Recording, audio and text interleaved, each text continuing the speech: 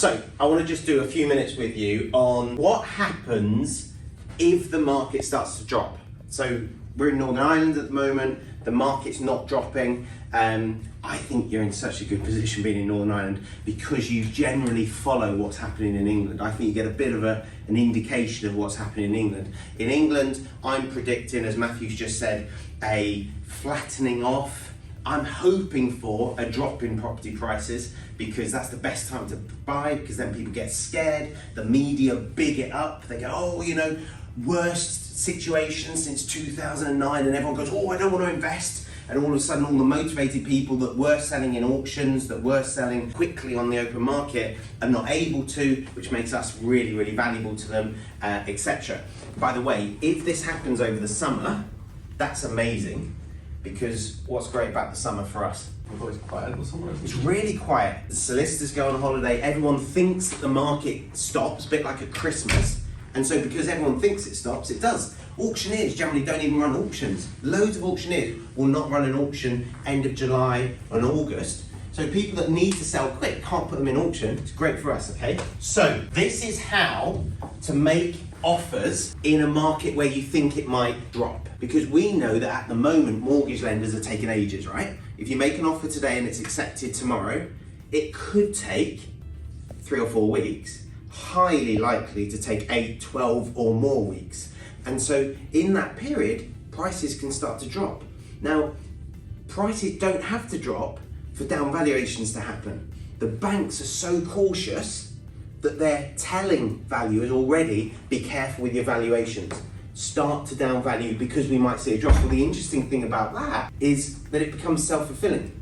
So if they think prices might drop and the banks start telling their surveyor valuers to be more cautious, then the valuations drop, which means people are now no longer buying at 100% of market value, they buy at 97 or 96%, and that actually then creates a drop in house prices because the next door house can't get a valuation at 100%, they can only get one at 96, and then it becomes self-fulfilling. So it's likely to happen but not guaranteed. And what we say at EPP, and this came from one of my old mentors, is heads we win and tails we don't lose. Every time we do a deal, we hope for this and it's a brilliant deal, but if we don't get this, if something goes wrong, we don't lose money.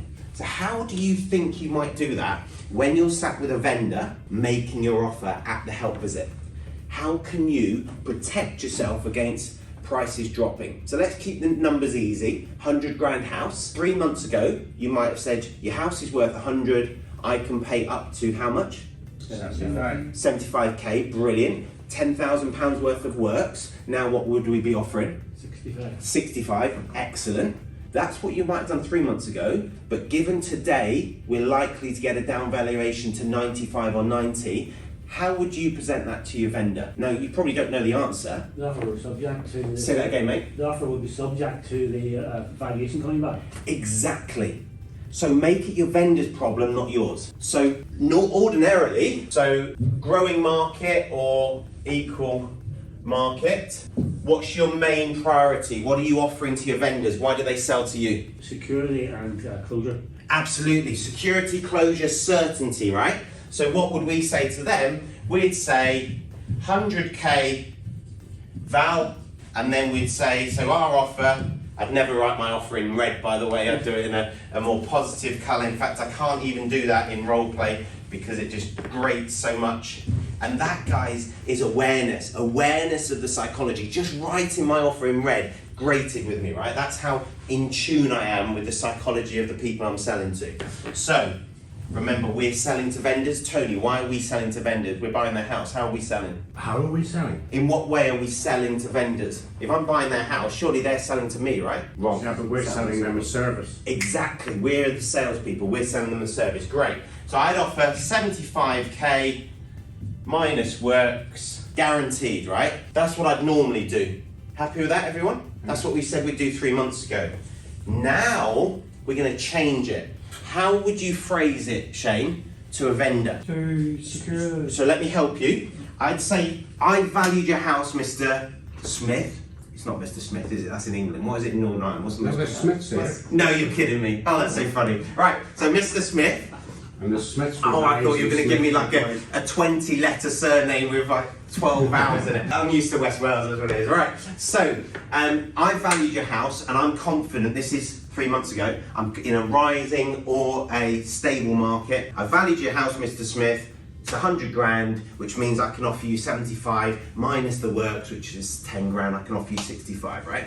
That's how you'd offer it, because you're giving them certainty, closure, security. You're taking away their problem. Shane, in a market where it's potentially going down, doesn't have to be going down now, but maybe, and you can explain it in exactly the way I've just explained it to them, how would you position this? So you're not going to have it guaranteed. How are you going to do it now? The way I normally say this is all based around the market value on the day. Yeah. So basically, if it's today's value is 100 grand, the current market's looking a bit shaky. If you take long to make up your mind, or it takes a while for us to basically come to a deal on this, the price could drop. So it would depend on the price on the day that we actually sign the deal on. Okay, I love what Shane just said. That's great. Did you want to say something, Tony? Only that surely, as Ian said, it will be the bank's valuer. Yes. who So I determines- love what he said, but he's only said half of it, right? So you're absolutely right, Tony. If we put your two answers together, we've nailed it. So let me put that in my own words. I love what you said, Shane, because you've added hurry into it. Who has read Sell It Today, Sell It Now? Anyone? No. Go read it. Sell It Today, Sell It Now. Tom Hopkins. Brilliant book. Brilliant book. In that, he talks about the thermometer. I'll do the sales thermometer in a minute for you, okay? I don't want to lose what I've got here. So, you're absolutely right, gents. What we're going to say to them, we're going to use hurry and we're going to protect ourselves in case the market drops. I wouldn't say that to them because, and then if you take your time, it might drop. Because if they say yes today, you're kind of going back to this situation. Well, I said yes on the day, and it's now dropped. That's your problem. You want to make it their problem, okay? So what I'd say is, it's 100k. I think this is worth 100k, and you think it's worth 100k. Here are all the comparables. Unfortunately, what you think and what I think doesn't really matter. It's what the bank valuer values it at, which is what you said, Tony. And so, what we're going to do is we're going to get the valuer out. We're actually going to show him these comparables, but for all the reasons I told you earlier, because the media are scared, because the media are talking about recession, they're talking about inflation, because the banks are scared of repossessions, because the banks are scared of dropping values like they did in 2009, they're actually sometimes encouraging the valuers to down value. So we hope that we're going to get a valuation of 100, but I just need to forewarn you now that if the bank values it at 95, then it will be 75% of that amount. So if he values it at 100, I'll be able to pay you 75k. However, there is a chance that he could value it at 95. So if he values it at 95k, I'll be able to pay you, say it again please Ian. 71 and a quarter. 71. 250. 250. Now, if he drops it to 90, and sometimes I even do that at 90, which would be 67,500, thank you. You need to gauge this, but basically, you want to get them to say yes to this. So obviously we hope 100, we're going to put 100 on all the paperwork in terms of what it's worth, but when the bank comes out to value it, if they value it at 95, then I'm only going to be able to give you 71,250. What qualification do I need to remember? Minus works, okay? So, minus the works. By the way, Frank, is green a good colour to write an offering? Better than red. Absolutely. Well, what's the best colour then? I like blue. I don't think it really matters, but you should always have a blue pen with you. I prefer blue pen. Why blue pen? Because black ink, people think it might have been printed in a marketing sense. If you're writing it in front of them, it doesn't matter, but I certainly wouldn't write in red. Blue is, I think, blue or black, but blue. Okay. I always use blue for marketing. We're talking about sales here, though. So that there is how, if it now gets down valued, is that good or bad for you? If it gets down valued by 5k? Good. It's good. Why? Because you're getting better value. Absolutely. So what's the market rent here? 100k house in this part of Northern Ireland. 650 now. 650? Yeah. 650 per calendar month. Now this has dropped to 95k. What we're going to rent it at? 650. Exactly, it hasn't changed. It's just got more profitable for us. We've got more equity. We're not going to sell it straight away unless you're flipping it, but if you're buying it, it's amazing. In 2009 and 2010, I made tens of thousands of pounds extra. I can still look at the properties now and I think, that one I was trying to buy at 100 and trying to get it valued at 105 and it got down valued to 90. On some of them I got 15 grand. Now, here's a little trick for you. And it does depend on the vendor and it depends on how you've positioned this to them. But if you've not done this bit, if you've not gone on, if you've said, look, we hope it's going to value 100, in which case I can pay 75 minus the works. However, if it gets down value, this is an alternative way of doing it, and you get to choose what sits best with you. EPP is a framework, isn't it? So you get to make it your own. At 100 grand, I can pay 75 minus works. However, if it gets down valued a little bit, perhaps 95, then obviously I'm going to have to pay you a correspondingly lower amount. But we'll do our best to get it as high as possible. We'll show the comparable to the, we'll show them that one down. I wouldn't say comparables, I'd say the ones that have sold recently, because comparables is jargon, isn't it? So we'll show them that number 54 sold for that and number 21 sold for that. If it gets down valued to 95, straight on the phone, Mr. Smith, I've just emailed you the valuation. Don't tell them, send the proof. Otherwise, what might they think? You're just making it up, exactly. And so you want to be crisp. I've just sent you the valuation, I'm so sorry. It's being valued at 95. So that means that I'm able to pay, as we discussed, this might happen. Now I'm able to pay what? Write down what you're going to offer them over the phone now. You mean the figure? The figure. So it was 100, which meant that it was 75 minus works. Mm-hmm. So let's just actually say works were 10k. So it was, over here, 65k offer. We hoped it'd be 100k, but unfortunately, just for ease, I'm going to use red. We hoped it'd be 100k, but now it's 95k. Val, what's our final offer to them now going to be? Well, it's not even an offer now. We're assuming they're going to say yes because we've already positioned them. There's two potential answers. One is better for you and one is worse.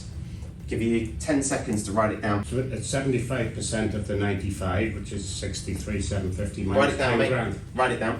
Give me a thumbs up once you've on YouTube, guys. Work this out yourself. You'll learn more. I'm going to move on. Right. So you've got two answers here, and you can choose which suits you best. One is 75%, which is 71,250. Did we say? Minus 10 equals an offer of 61,250. Hands up if you got that. I misled you a minute ago. You can do that. Often, I go for simplicity, and I go, it's been down valued by 5k. I was able to pay you 75, so now I can pay you 70, but obviously the works, and you might think, doesn't make a big difference. But after refinance, you might be leaving 2 grand in that deal here, and now you're leaving 750 quid in. You've doubled your cash flow.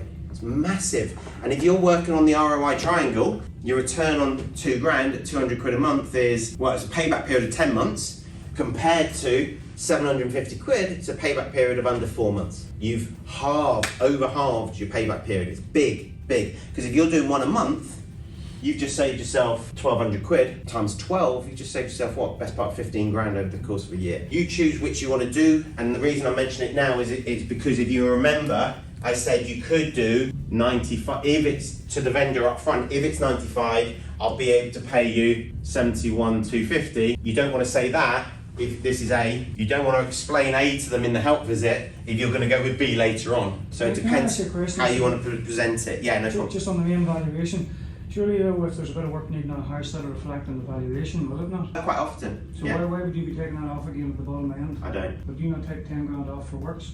Yeah. So if the house is valued at 100,000, is that not including the works that need to done to it? No. If you want to factor all that in and pay the vendor another 5 grand, feel free. No, so you understand what I said. If you get someone to value, if a surveyor or somebody comes out and values the house, surely they're going to take into account the fact that it's going to take 10 grand to do the house up and pull that off. Not normally that much, but it might be factored in. Right. But you're making it really complicated. And later today we're going to talk about the complexity conundrum. But this is a system I've done a couple hundred times now. Sometimes a vendor will get really, especially if they're high C in their disc profile, they'll get really into the numbers. And in that case, I'd absolutely go through A, and then I'd absolutely follow A. But sometimes a vendor just wants simplicity, so we give them simplicity. Back in 2007 when the crash came up, whenever things started to move, and whenever my funder went under, as it were, stopped lending, and I did 30 6 deals after that. So I did all down valued.